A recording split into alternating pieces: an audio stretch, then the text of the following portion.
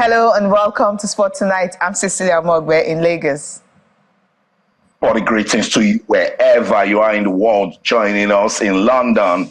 I'm Austin Okonakman. Cecilia, you know my line. It's always an action-packed world of sports. So much is going down. I've looked at the menu for tonight. We're going to be eating some football. There is chess on the menu. There is the UEFA Champions League. There is Europa. So much going on in our world of sports, and I'm ready to rock and roll. And of course, it's a loaded package, as you mentioned. We'll be talking about yesterday. Nigerian Women's Football will get our attention tonight because the AGM was held earlier today. So we'll delve into that. What the plans they have for the season, with the fixtures out, the draw that has been done.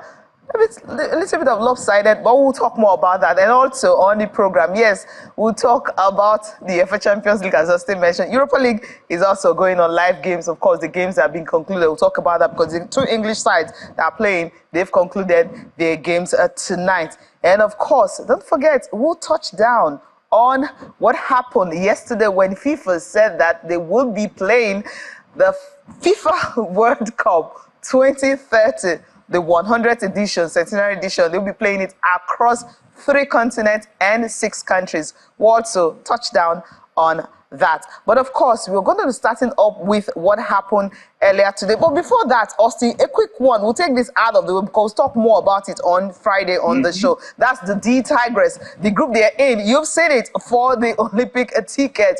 For the D Tigress to pick an Olympic ticket, they'll have to navigate through Senegal, Belgium, and of course, you have USA also in that team. That's the Group B. That's where they are. But the good thing is USA are defending champions, so already they booked a ticket. So all the Tigers need to do is to beat Senegal and, of course, beat Belgium and pick a ticket. 2 teams will qualify to join USA in that Group B. So there's actually hope that the D Tigers will scale through and pick one of the 10 available tickets to go to the Olympics. Because 2 already, France and USA, of course, automatic qualification. But 10 will have to do battle in the 16 teams that will be playing. So good one for the Tigers or not? and this isn't a new journey for the D Tigress. And you know, with the D Tigress, Cecilia, you know that I love the team so much. And that's because they always deliver. When they have an opportunity to represent Nigeria, they take it. They are 4-time African champions in a row. And I do not see a way that they will not pick 1 out of 10 tickets for the Olympics. You know, the men, they failed. So good. The women just hoping to, you know, put smiles on the faces of Nigerians to have Nigeria represented in basketball at the Olympics. So all we need to do is to support the team. I'm super, super confident that they can pick a ticket to the Olympics, Cecilia. I have that confidence too. But then we'll not be doing all the talking alone on the show tonight. We have our sport journalist who will be making his debut on the show tonight. I'm talking about Okpeyemi Akinode. He's a sport journalist with Mainland FM. It's good to have you on the show. Thank you for having me. Good evening. All right, it's great to have him. Okay, now we just talk about D Tigress. That group, I mean, just a brief one quickly. What's your take on it? A good group or just okay? I've always believed that if you want to be the best, you have to compete the best and beat the best. So, and just like Austin said, the Tigers have been like the shining lights for basketball. No disrespect to the Tigers as well, but I mean, you look at the consistency the Tigers have brought to the table, and I think it's only well deserving for them to pick up one of the available 10 tickets and represent Nigeria well at the World Cup. Yeah, we can't wait for Paris to begin. It's going to be in February 8th to 11th. That's when Olympic qualifiers will be played. And D Tigers will be playing in Belgium because Belgium is hosting the Group B games. All right, let's delve into this one. What happened earlier today in the Nigerian Women's Football League? A whole lot of activities lined up for this year, for this season. Not just playing football alone on the pitch, just like it had the former board were doing, educating the media officers, training the coaches, referees and all. So these bodies continuing in that, and they also want to do more, building on the success recorded last season. So their AGM earlier today in Lagos was all about the launching of the different projects and programs they want to embark on. For instance, you have the Rising Football Stars, you have the She Heroes, and different, how do I put it? Different innovation they're coming up with. That's not just on the field of play. They're also going to be doing things outside the field of play, because the 5 strategy for women's football that FIFA came up with, that's something they're imbibing, not just playing football growing the game, development, commercializing, communication and everything that has to do with. That's why the training is also going on. They started one training yesterday, and of course, they're going to be continuing it, all through the season. You know what? Let's take a listen to the chairperson of the Nigerian Women's Football League, Nkechi Obi, telling us what this season will be all about and the projects they are lining up for this. And when we come back, we'll dissect all the issues concerning the AGM earlier today. Women's Football Rising is the platform to implement everything that has to do with the Women's League, both on-field and off-field, particularly our off-field activities. Our off-field activities are geared towards ensuring that we reach the communities, our communities, the people we're talking to, and engage them so that they support us. So in terms of everything that you need to play a better game, that's what we will invest in. We'll invest in onboarding new female coaches, we'll invest in onboarding new female referees, start them off on a pathway so that maybe the next 3, 4, 5 years we can begin every year we're onboarding new ones. So like 5 years, maybe one of our coaches will have done their CAFC or something, and then the referees will have been on a track to becoming one day FIFA referee. But what is important is that we have also a pool of female coaches and a pool of female referees that we can count on. Women's Football Rising is registered, trademarked as a property, an IP property of the Women's Football League. The sisterhood and the he for she is trademarked as an IP property of the NWFL. The football and the girl child is trademarked as an IP property of the Women's League. This is the very first time that a league has bothered to now develop IP properties that they can now leverage to make money. So corporate organizations are taking note, because before there was nothing legal or whatever that they could hold on to. So they will be giving you sponsorship money, but now they can give you partnership money, because together with you, they can leverage this to make money. So we had to look at our situation. We're not commercial, and we had to now go the IP development route.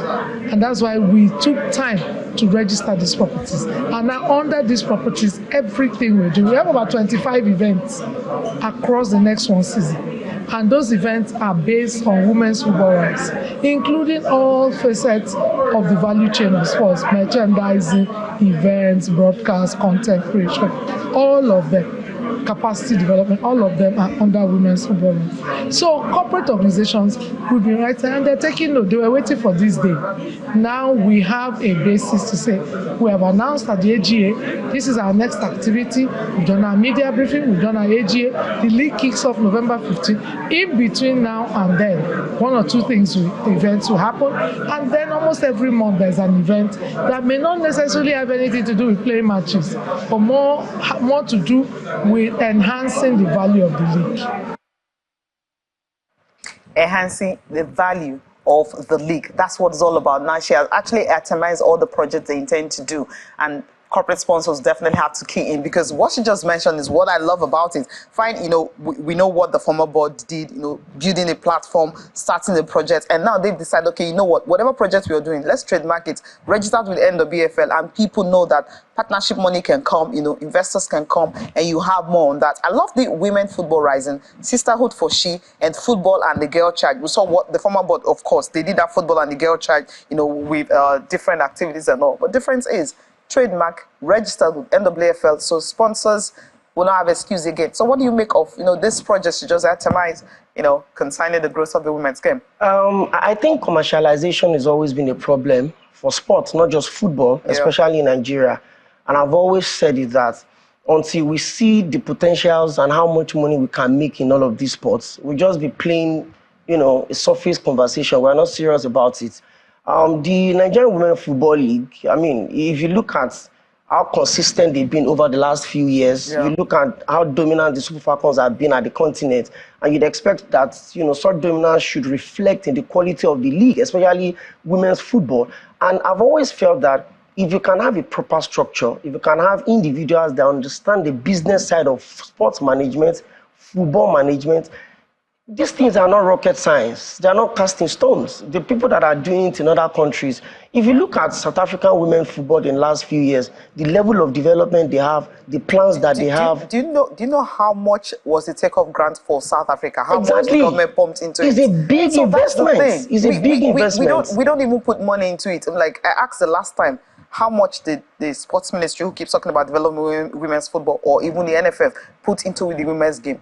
Nothing. There's nothing on ground. The board started a league with nothing, and then they're trying to build on something. So if you don't pump in that money to even start, let's go to London. I believe Austin wants to chip in on this one. Austin, you just heard the chairperson, Kejobi, itemizing what she intends to do this season, not just focusing on football alone, but then other aspects, training the referees, training coaches, which is really important, and having more like a pool of coaches and referees. You can actually say they're coming from here. And maybe someday we'll just have more, not just one. We'll keep having one, FIFA badge referee, officiating at the World Cup, or even a fourth official. But now we can even have more if they decided to go through this, see it through to the end. Talking about the project, she just itemized that they will be embarking on this season. Yeah, when Nkechi Obi was appointed the chairperson of the Nigeria Women's Football League, I said it was a good one because she is a branding specialist. And because I have a background in branding before I got into broadcasting, I understand everything she's talking about. Yeah. It's 360 degrees branding. It's a lot of corporate work. And she's saying to herself, if the women's football is regarded as the beautiful game, then trademarking it to make money shouldn't be a problem. And that's why she's bringing all of these lofty ideas, bringing intellectual property into it, so that when corporate organizations come to speak to you about these projects, they will know that you own these projects, and that you want to leverage on these trademarks to make money. And that's why when she was talking about onboarding, she's saying it's not just going to happen in 1 year. We will keep training coaches. We will keep training referees. So if they pass through this process, they're going to another process till they get to the stage where we want them to get. Because it's actually a shame that Nigeria, regarded as the giants of Africa, does not even have referees officiating at African events. You just talked about the level of investment South Africa gave to women's football. Don't even talk about Morocco yet. Yeah. And you can see the results, Cecilia. That's what we're talking about. She's trying to first make it a brand.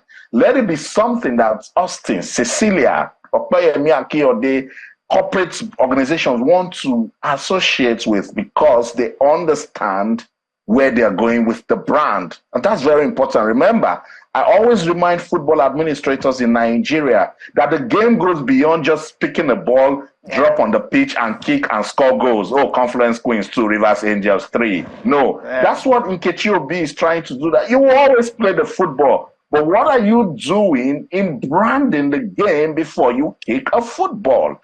And that's what we need to do with football in Nigeria. Scatter everything and start again. Well done to the NWFL. We will support them. We always do at Channels Television. And Nkechi Obi is somebody that I know so well, and I know she will follow this through. And when they do, we will start making money. Cecilia, I'm in the United Kingdom. People come here, will go to Arsenal's dressing room and snap pictures. Don't you see it? Of course. They will go to Old Trafford just to take pictures and go into the room. She talked about merchandising. She talked about television. She talked about branding, and it's important we bring all of these elements into developing women's football in Nigeria. We just have to do that, building on what has been there before. All right, let's take a look at the teams that will be playing this season. Surprise, surprise, you have 16 teams. And I'm going to break it down, the reason why you have 16 teams. Yes, before we had 14, but before now it was actually 16. And of course, some clubs like Adamawa Queens that couldn't pay salaries, they were asked to go down. But now some of these clubs are back. Now,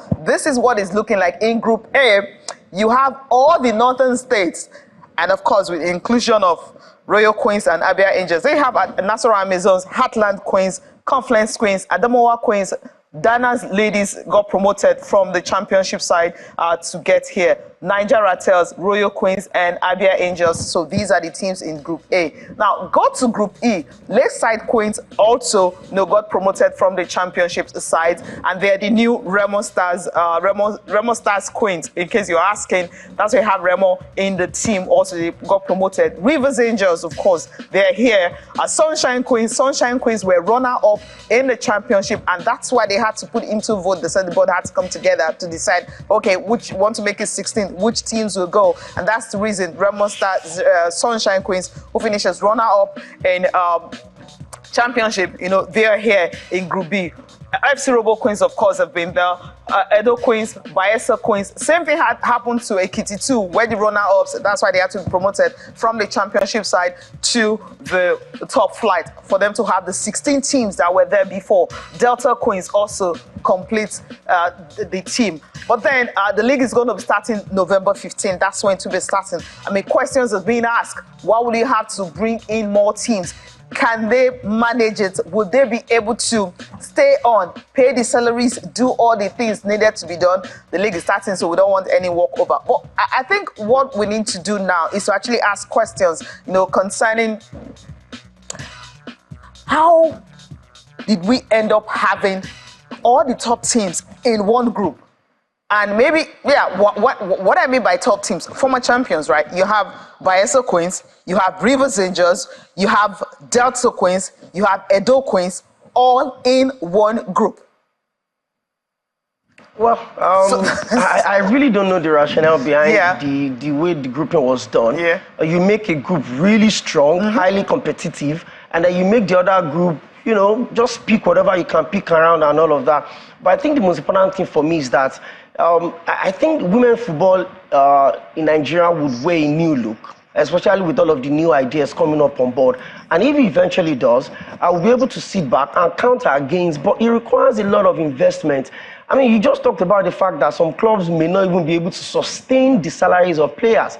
I imagine what it's going to cost them to persecute a match day when you have to travel from maybe River State, for instance, to go and play Robo Queen, or you have to go from Sunshine Queen in Ondo State, then you have to go the other side. But I think the most important thing is that let us just start first. Let us look at the structure that we have. If there's anything we can build on, beautiful.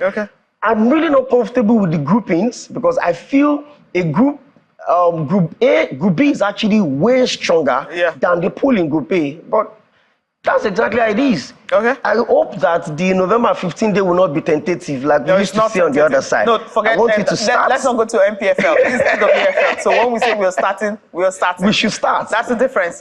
Austin, what do you think about the groupings? I mean, Group A, Group B is tight. Group B is loaded.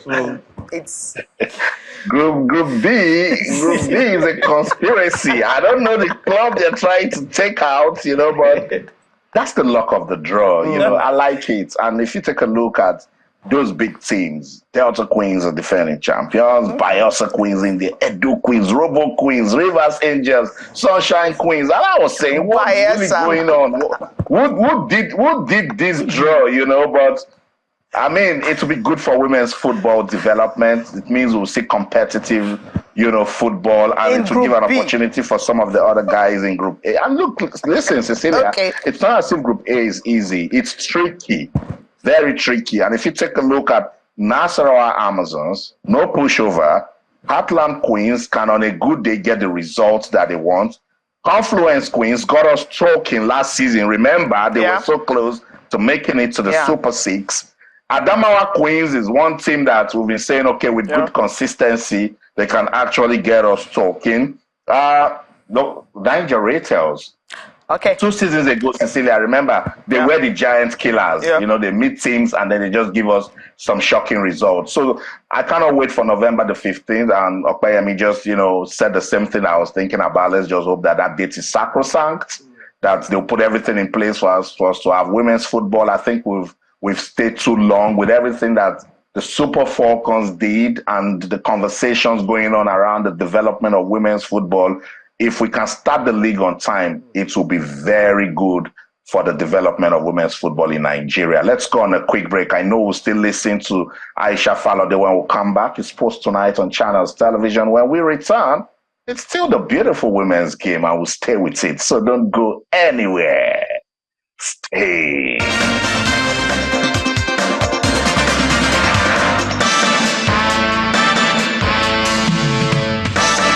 We are now at the stage of communicate and commercialize. We brought people to come and talk to our media officers in our clubs, come and educate them, come and give them training. How do you use the social media space now, especially to get the eyeballs for your clubs, digital media, TikTok, Twitter, Instagram, and they did that twice, and we began to see the result. We brought a club licensing officer from CAF. They came and taught our club managers, how to properly run a professional club, the structure to have in place, and we implemented the club licensing. Those who could not meet the club licensing, I told you examples of clubs who could not, find money to go and honor a away game that we had to fund. I told you about people who had their breakdowns on their way back to their bases that we have to send money to buy new tires. I told you about those who will come for competition, they will fall sick, they don't have money to even take their players to hospital, and you want to play in the Premier League. How is that possible? That we have to fund. See, there are some hard decisions to be made if we want quality in our game. Everybody now has a space where they belong. Let them go to that space and play, and while they are finding their balance. We had clubs who were owing 10 months salary, 14 months salary. I'm talking about big clubs, just because there was a system that allowed it, that tolerated it. And we said, no, enough is enough. Even when you have the highest government arm coming to make promises, promises are not tangible until you begin to see results. Until those results become tangible, they are mere promises. And we don't play football on promises. And those clubs were demoted. And they were told to go back to where you can, whatever you have now, can take care of this space. So those are the hard decisions we need to make. Nigeria is too big a country in terms of population, in terms of number, even in terms of investment, not to see the potential in the women's game. Even when everybody is saying, Samura said it, he said, look, if anybody is going to win the Women's World Cup in Africa or get to the final, it will be Nigeria first, because they know the quality, the potential we have. But that potential cannot give you result if there's no investment backing it up. And that's the stage we are now. Totally agree. Aisha Fallow, the former chairperson of the Nigeria Women's Football League. She is now in the board of the Nigeria Football Federation. So, Cecilia, that puts her in prime position to ensure that everything she's talking about is implemented. Because I had a long conversation with Aisha today, and I said, Aisha, the fact that you are with the NFF board now, you should be able to make a difference for women's football in Nigeria. Yeah, obviously. I mean, you clearly listened to her. She talked about investment, and that, take us back to what Nkechi Obi said earlier. You have to put in the branding, and then she's actually building on what she has started, and that's what I love. Like, you don't just tear it, you don't tear everything, but you have to build in what she has started, and I love that investment part, especially for brands. We saw what the Super Falcons did, in Australia. So this is the time for them to really invest in women's game and see what they can actually get out of it, because FIFA have decided to say that, look, we wouldn't want the women's game, to play second fiddle to the men's game. That's why they have their own sponsorship, they have their own marketing, and they have everything. Right. And that's why NFF also need to key in. If you're going to market, you don't have to market Super Falcons on the Super Eagles. They have their own brand. Super Eagles have their own brand. Let Super Falcons have their own brand, and Super Eagles also have their own brand. If you're having airlines for the Super Eagles, have also for the Super Falcons. So, I mean, that's just what we really need to do, and then we'll see the growth of the women's game. It's no rocket science easily. It's not at all. I agree. We can actually do. And with the investment, it's very important because it is what you sow, you reap. All right. You don't say these things and then you don't put them into action. And I'm sure Opeyemi Akeode, you will agree with me on that. Yeah. Absolutely. Basically just putting your money where your mouth is, and then we just have to get it done. Okay. I think we should find a way to move away from the mediocrity of having something that is not up to standard. I mean, look at what happened over the weekend. The opening game of the Women's League in England, the game between Arsenal and Liverpool at Emirates Stadium, had over 60,000 people watching. Of course. If you go to watch Nigerian Women Football League, the stadiums are literally empty because even the clubs are not pushing them. So it's a global acceptance right now, and I think we have to just catch up on it. Yeah, catch up on it. It's happening. That's what we need to do. All right, let's leave the women's game because we can spend time talking about women's game tonight. Let's quickly. Yeah, particularly when Cecilia is hosting the show. we can go 2 days talking about women's football. Let's talk about club football in Nigeria. Yeah. And stationary stores, that's a household football club in Nigeria, because back in the day, Cecilia and Okpayemi, you guys weren't born then, but stationary stores was so big, you know. And I've always said it that with club football, it's not only when you play football that we should talk about you. Clubs should think about programs, think about initiatives, think about events. That's what Nkechi Obi is trying to do with the NWFL. That will get us talking. And so stationary stores, what they did is really commendable. They honored 3 members of Nigeria's gold-winning football team at the 2nd edition of the African Games in 1973. Now, what's the importance of this honor? That gold medal that Nigeria won in 1973 at the All Africa Games was the first gold medal Nigeria will be winning on the continent. So it's so significant. And they honored 3 of those players, Haruna Ilerika, Yakubu Mambo, and Sani Mohammed, who also featured for stationary stores at the time. So they're not just saying, thank you for what you did for the country. They're saying, we are stationary stores. We appreciate you guys for what you did for Nigeria. Now, unfortunately, among the 3 of them, only Sani Mohammed is still alive. He's based in Ghana. That's him right there. He came there. That's why we said that in the national anthem that the struggles of our heroes past, the labor of our heroes past shall not be in vain. And to see them honor Sani Mohammed was really emotional for me, because these guys gave everything. And just to see to see Henry Nwosu also there is so heartwarming. These are legends, and it's important to give them the honor that they deserve when they're still alive. Let's listen to talking points from that honoring ceremony that they had for 3 of former stationary stores players. In 1973, Nigeria won her very first ever football laurel at any level, and that was the gold medal at the 2nd All African Games, which was hosted in Lagos. And that team, the Green Eagles, which you now know as the Super Eagles, that was their first ever continental victory. That same team went to 3 years later, went to Ethiopia and won Nigeria's first ever medal in the African Cup of Nations. That was a bronze medal at the African Cup of Nations held in Ethiopia. Nigeria played in a city called Diredawa. That was our location. So the Green Eagles that we're honoring today, all the 22 of them, although our emphasis is on the 3 players for stationary stores who are in that team, we are doing this to let the government and the people of Nigeria know that it is not right not to honor these people. When we hear say we want to play myself and Yakubu Mambo, they say we want to play Ghana. They say people are saying to head of state Yakubu Gowon that we take a bribe. I swear 2 days for that match, I could not eat. I'm just praying for the day to reach.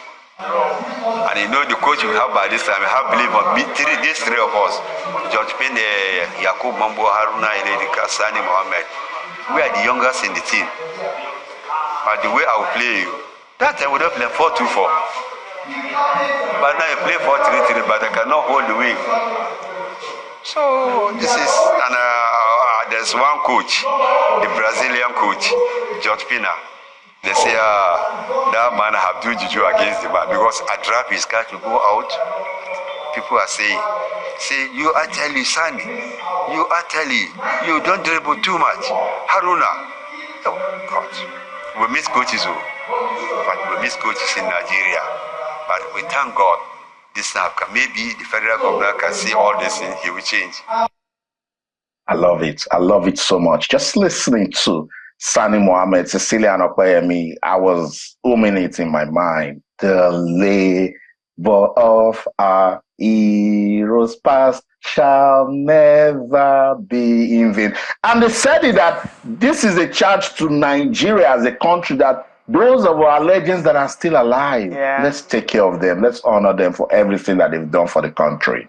Time to do it now. But let's also take a listen to other legends talking about these stars and what it means for most of them to be honored like this, though, as Austin mentioned earlier, 2 of them are no more with us. But it's always better for you to give them the honor while they are still alive so that their labor will not be in vain. Let's take a listen to the legends, Henry Wonso, one of them talking about this award that was given to these stars. It is what's emulating. You see, what Trice's team is doing today is something that the country, the nation, sports organizers and officials should copy to do for our sportsmen and women. That will be very good. Not just football alone, sports in general.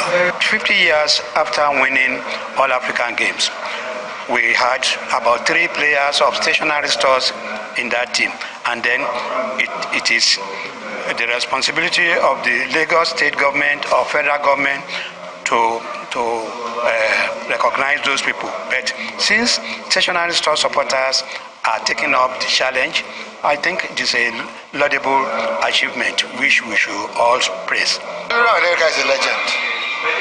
He was one of the best players Nigeria has ever had. I never played against him, thank God. I watched him on TV in his days at stores. So, and it's good that he's been honored today, and the children are there, and I'm sure they will do even more for the children. But it's good for them to. It's good for such a legend to have been honored. Playing for stationary stores brings a lot of emotions back. It's a love thing. If you play for stores, you fall in love with the team. If you're a supporter, you fall in love with the team. You play with passion. It wasn't about the money. A lot of players were being paid double what we were being paid, and a lot of players still wanted to play for stores. About the money, it's about the passion. Who does that these days? They used to be paid now. Yeah, of course, you have to. You go for the money. I mean, what do you make of this, honor given to these stars? Well, it's really commendable. Although I would have preferred when they reap the fruit of their labor while they still live. Yeah. However, for stationary stores, they've taken it upon themselves, to honor 3 of their own, and of course doing it generally, which I think it's a brilliant idea. Unfortunately, you can hardly see any player now in Nigerian Professional Football League now that will stay at the club and stay there for. I can't remember. Maybe the captain of Plateau United, Gobi Elisha, that has been with them for long, or maybe Rabi Ali of Kano Pillars, and you just had to, look around. One moment, 4 or 5 goals, they're out of it. But again, you have to just respect the fact that they still wore the jersey of your club. They gave you glory, they represented you well, and we have to do that while they are still alive. Right. You understand that we respect their memories, but hey, I would want to enjoy what I labored for while I still live. That's important, really. All right, let's move on to chess. That's the Nigerian National Chess Championship currently going on in Lekki, a club. And of course, the tournament director, Kola Ogunanke, has been talking about, what they actually after. I mean, the growth of the game in Nigeria is big, and not just that, the youngsters that are gradually, competing and challenging the established stars. That's another takeaway from them. Let's take a listen to him as he continues the championship in Lagos. Yes, we've expanded the number of players in the invitational category from 20 to 24. And then we have quite a number of juniors also playing, which makes the field more competitive this year.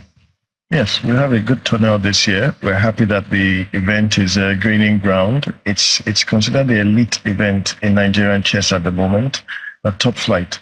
A lot of people want to play in it. Aside from the invitational, there's an open section which is open to everybody, and people are turning up. It's been encouraging. Oh, it's a very good development because hitherto now we've had players who have been our top flight and have been there for so long. Kudos to them for maintaining their strength. But it also meant that people were not growing up to them. So now that we see a lot more younger players challenging them over the board, in rating, in gameplay, it's very encouraging, meaning that we're developing the game at the lower level, at the grassroots and younger level.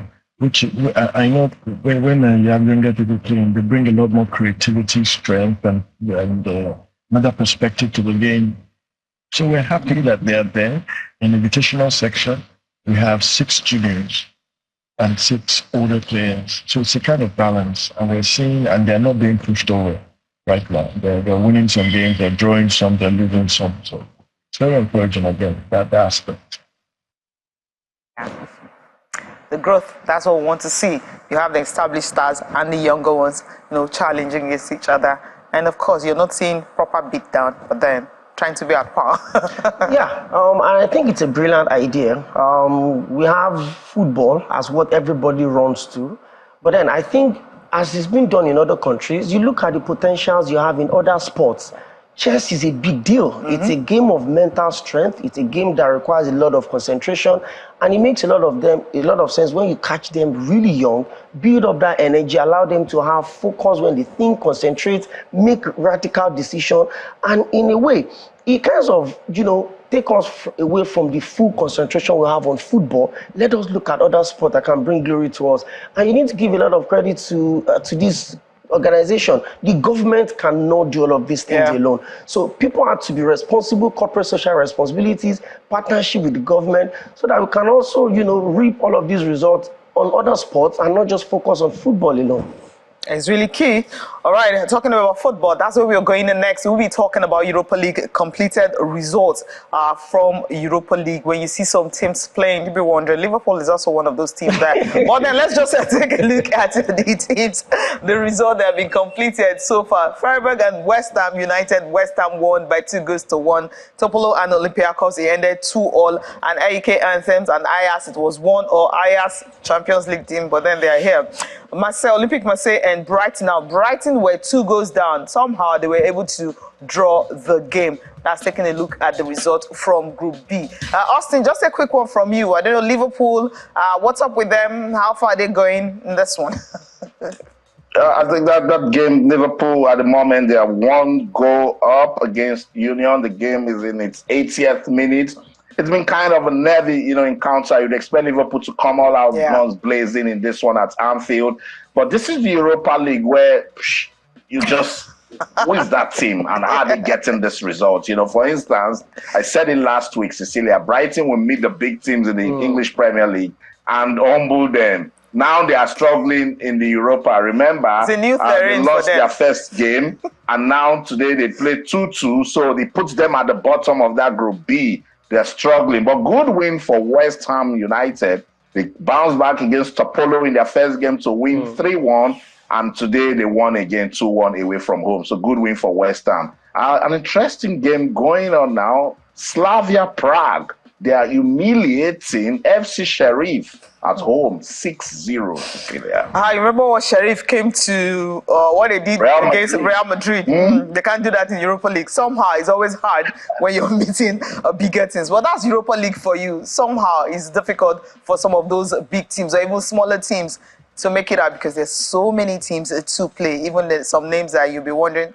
do they play football over there? But then that's Europa League for you. Let's quickly talk on the Champions League games that were played yesterday. We'll focus on, Newcastle and PSG was the result no one expected. When I was on the show last night, it was 3-1 at that time. And when I finished the show, it was already 4-1. And you're looking at Newcastle playing their first Champions League game at St. James Park at home. And they had to, give something to their fans to cheer. Beating PSG 4-1.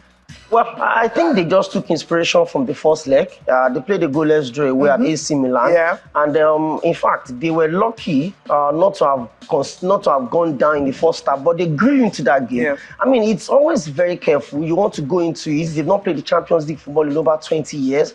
And then I guess they gave a lot of respect to AC Milan, but along the line, they felt like, hey, you're not coming for this. We can also go for it. But yesterday, Eddie Howe just showed how transformational Newcastle had been.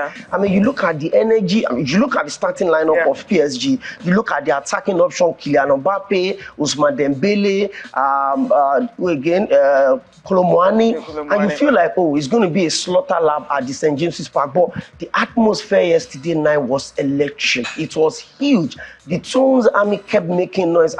For a 20-year-old Newcastle fan, he had never witnessed Champions League at the stadium before. So the atmosphere was where the energy was wired up, and trust Newcastle. They lived up to the billing. 1, 2, 3, 4 against PSG, almighty PSG. Come on, it's a result they had to live on. And when we saw the grouping, we thought that was going to be the group of death. Now, Newcastle actually topping the group.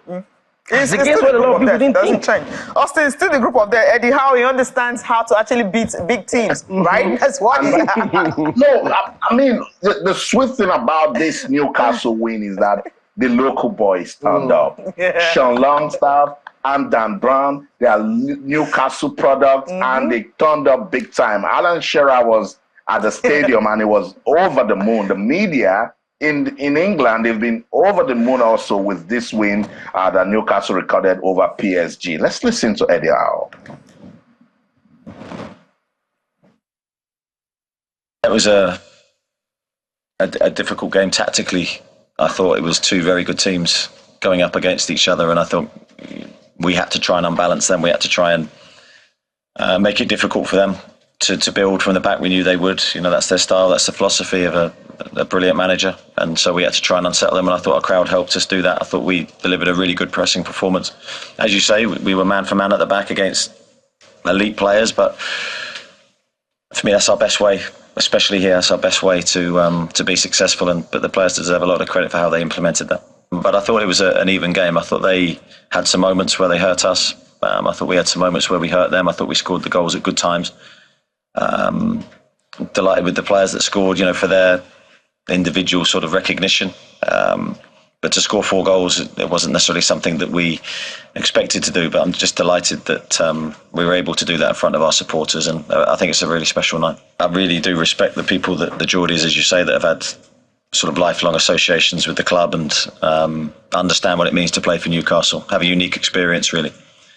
So for Sean to score as he did and play like he did, and for Dan, they're amazing moments in their careers. But, going from the difficult moment that we were in to now, I think it's a great lesson for us not to get ahead of ourselves. We've come a long way in a short period of time, but we want to keep going and we take nothing for granted. So amazing night, but we've got to continue to work hard for more. Working hard for more. Yeah, that's what they want to get. Work hard for more and see how they can get out of that group of death. So Newcastle flying from 2 games, 4 points. So that's the way to go, making a debut after 20 years. All right, let's quickly touch on Manchester City. Pep Guardiola has been talking about what he said. He had to leave it late to be able to defeat Leipzig 3-1. According to him, the result does not really reflect what happened on the field of play. Let's listen to Pep Guardiola talking after the game against Leipzig that they won 3-1 away from home. So the people say, you lose a game. Oh, what happened? No, this is the normality. The exception is when you lose few games. And you have to be in perspective, put in perspective that's winning what we won in the last year, especially last season. Still, we are here with this passion to do the good things. And yeah, I'm really satisfied because it was a tough game to play. Here, Leipzig always is. We didn't concede much, but the time we allowed them to run the transitions, oh my God. In 2-3 passes, they're in front of Eddie. So they're so fast. It's a big talent. To find that is not easy. They come from the academy. Always train good, and yeah, very pleased for him. He deserved it. He deserved all the compliments. He deserved all the praise that the media or for ourselves we can give him. He deserved it. Phil Foden, all the players right there. But hey, I think, when you were watching Leipzig and Man City, when it was 1-0 up for a while, you're like, what's Manchester City doing? Is it going to end in 1-0? What was going on? That was a game you thought they could win. Their last 2 games. What happened at the weekend? Their last 2 games for Man City had not been good. They lost to Newcastle in the Carabao Cup. Lost to Wolves, and then you think that they should make a good statement. And they met RB Leipzig last season over 2 legs, and it was a massacre. So you probably would have felt it was going to be that way. But Leipzig just look at the fact that you've dropped the last 2 points, the last 2 games rather, and then Pep Guardiola obviously does not want to lose 3 games on the bounce, especially when they are playing Arsenal in the Premier League on Sunday this weekend. So they needed to live up yesterday, and they've not been a bit lucky with injuries as well. There's no Kevin De Bruyne. I Gundogan had gone to Barcelona. Rodri also is just Pedri rather in and out. And the boys just woke up and they just lived up to it, that the defending champions, and they said they want to replicate what they did last season by winning the treble. So I understand what they had to do. And sometimes it's not even how well you play. It's the result that really matters. And they got it yesterday. And they got the results matters. All right, Austin, we're wrapping this up with the show. But then let's quickly take a look at this one. I mean, the World Cup. I don't know. I don't know who's going to be covering that. But then let's just wrap this up because we have to leave the studio right now. We have to go. So let's leave that World Cup conversation. We're going to talk about it tomorrow. Fortunately, time is in our friend. But before I go, I've been taking a look at that Group F again in the UEFA Champions League. Newcastle, they're on top with 4 points. PSG has got 3. The next team has got 2 and then 1. It's still the group of death. That's the show. In London, I'm Austin Okonakpan. In everything you do, remember, keep talking sports. Bye for now. All right, well, I mean, it was great doing this with you. Thank you so much for coming on the program. Thank you for having me over. Thank you so much for watching. I'm Cecilia Mogbe. Have a good night's rest.